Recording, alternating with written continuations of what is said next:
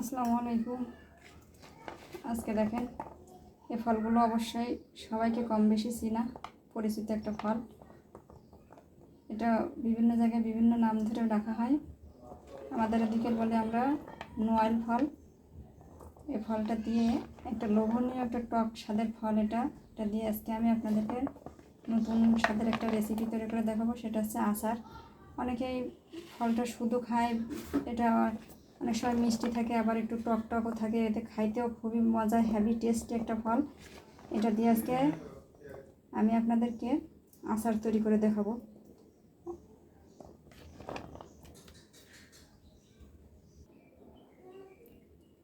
দেখেন আমি এখানে 1 কেজি পরিমাণ নল ফল নিয়ে নিছি। এখন চলুন তাহলে দেখা যাক।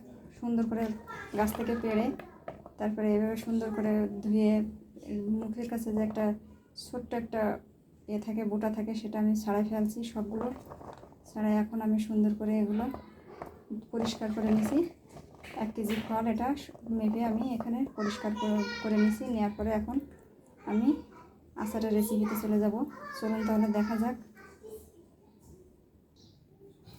প্রথমে আমি কড়াইতে পানি নিব, নিয়ে সেখানে এই ফলগুলো দিয়ে দিতে হবে, একটু সিদ্ধ করে নিব। হালকা লবণ এবং একটু হলুদ দিয়ে দিব এর সঙ্গে, যাতে কালারটা খুব সুন্দর দেখা যায়। এজন্য আমি এখানে একটু লবণ আর একটু হলুদ দেব, পরিমাণ মতো লবণ আর একটু হলুদ দিয়ে দিব। এই যে দেখেন লবণ আর হলুদ দিয়ে নিছি। এতে করে একটা হলুদ দেওয়ার কারণে সুন্দর একটা কালার আসবে, আর লবণ দেওয়ার কারণে ভিতরে একটু লবণ ঢুকে যাবে। মাঝে এই নল ফুলের ভিতরে একটু লবণ ঢুকবে, লবণ হালকা লবণ লাগবে, এতে করে সুন্দর একটা টেস্ট নিয়ে আসবে।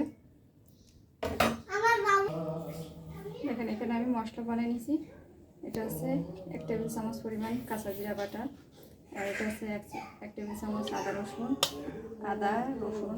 সব কিছু সুন্দর করে একটু পেস্ট করে নিয়েছি। এটা হচ্ছে শুকনো মশলা, এগুলোর ভিতরে এলাচ, লবঙ্গ এবং দারুচিনি একসঙ্গে সুন্দর করে একটু তেলে নিয়ে তারপরে শিলপাটায় একসঙ্গে বেটে নিয়েছি। এটা হচ্ছে আমার বাসায় তৈরি করা একটা শুকনো গুঁড়া মশলা।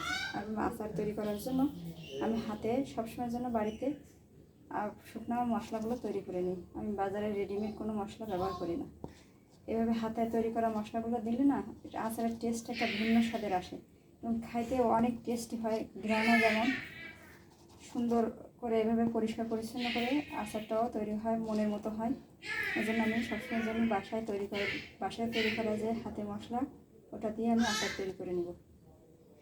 এদিকে দেখেন আমার নল ফলটা কত সুন্দর সিদ্ধ হয়ে গেছে, মনে হচ্ছে যেন সুন্দর সিদ্ধ হয়ে গেছে। এখন এটা আমি পানি ঝরিয়ে নেব। এখন আমি এগুলোকে নিয়ে সুন্দর করে ঠান্ডা পানিতে পানি ঝরিয়ে নেব। বেসিনের ভিতরে একটা ঝাঁপির ভিতরে ঢেলে দিলাম। আস্তে আস্তে করে এভাবে পানি ঢেলে দেব।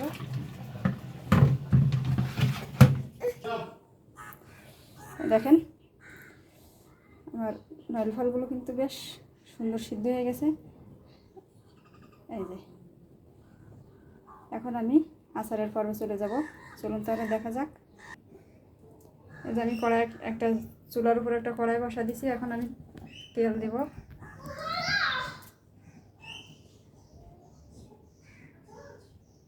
পরিমাণ মতো এখানে আমি সরিষার তেল নিয়ে নিচ্ছি।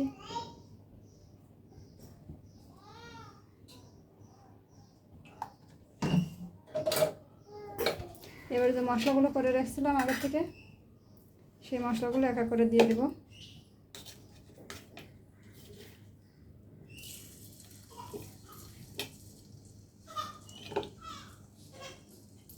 যে আদা রসুন,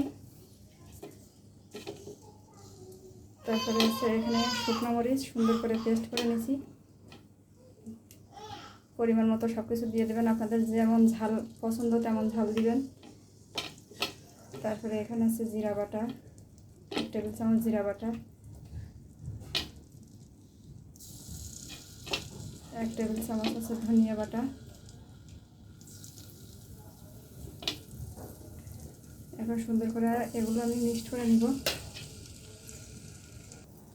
এভাবে তেলের সঙ্গে সুন্দর করে আচারগুলো আমি মিক্সড করে নিব, নিয়ে মশলাগুলো ভেজে ভেজে ভেজে নিব। আজকের আচারটা আমি টক ঝাল মিষ্টি দিয়ে তৈরি করব, কারণ আমার বাচ্চারা টক ঝাল মিষ্টি খেতে খুবই পছন্দ করে।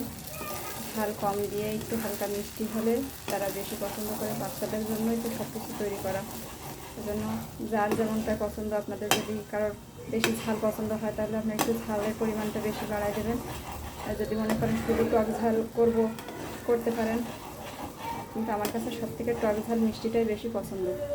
দেখেন আমার মশলাগুলো অনেক সুন্দর ভেজে ভেজে গেছে। এরকম করে মশলাগুলো যতক্ষণ পর্যন্ত ভাজা না হবে ততক্ষণ পর্যন্ত নাড়তে থাকবো। আর এটা আছে খাঁটি সরিষার তেল চেনার একটা উপায়, এটাও আপনাদেরকে আমি বলে দিই। এই তেল যদি এরকম ফেনা ফেনা হয়ে যায়, এরকম হইতে থাকে কড়ার ভিতরে, তখন ভাববেন যে আমার তেলটা, সরিষার তেলটা একটা খাঁটি সরিষার তেল। এই মশলাগুলো ভাজা হয়ে গেল। এবার আমি সুন্দর করে এভাবে আমার নারকেলগুলো আস্তে আস্তে এভাবে ঢেলে দিব। এই যে দেখেন এর ভিতরে মশলা, তেল আর নারকেলগুলো এভাবে সুন্দর করে নাড়াচাড়া করে নেব। আস্তে আস্তে এভাবে নাড়তে থাকবো। এর ভিতর থেকে পানি বের হচ্ছে। এই পানি যতক্ষণ না পর্যন্ত না শুকাবে ততক্ষণ পর্যন্ত এভাবে নাড়তে থাকবো। এবার আমি এতে পরিমাণ মতো লবণ সব কিছু পরিমাণ মতো আপনি দিবেন। আমি 2 টেবিল চামচ লবণ দিয়ে নিছি। এবার হালকা করে একটু হলুদ দিয়ে দেব।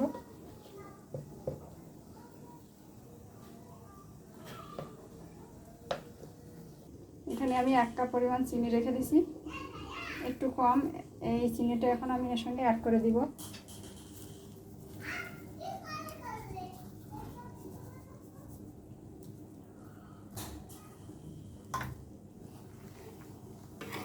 যেহেতু আচারটা আমার টক ঝাল মিষ্টি, এর জন্য আমি চিনিটা এর সঙ্গে অ্যাড করে দিব।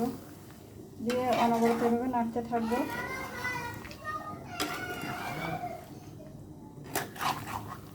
আর কেউ যদি আচারের কালার করার জন্য একটু দেখেন, এই যে আমাদের আচারটা কত সুন্দর দেখা যাচ্ছে, আর সুন্দর একটা ঘ্রাণও আসছে। আমি কিন্তু এখনো শুকনো মশলাটা এর সঙ্গে দিই নাই, একটু পরে দিব। আগে যে পানিটা বের হয়েছে, পানিটা নাড়তে নাড়তে পানিটা শুকায় যাবে, তারপরে আমি শুকনো মশলা কিছু অ্যাড করে দিব এর সঙ্গে।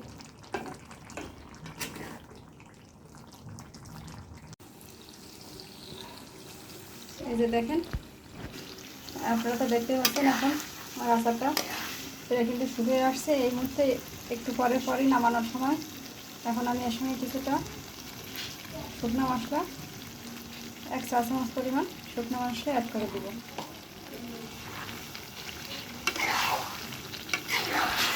এভাবে করে সুন্দর করে মিক্স করে দেবো এর সঙ্গে। আচারটা যাতে করে সুন্দরভাবে মিশে যায় সেদিকে খেয়াল রাখবেন।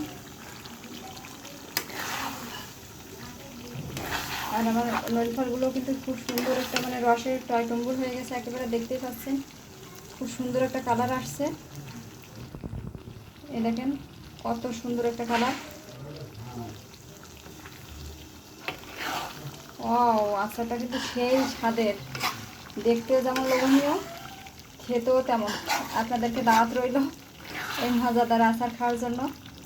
আর এরকম নতুন নতুন রেসিপি পেতে আমাদের সাথেই থাকুন। আর পাশের বেল বাটনটা চেপে সাবস্ক্রাইব করে দিন। বেশি বেশি লাইক, শেয়ার এবং কমেন্টস করে আমাকে উৎসাহিত করুন।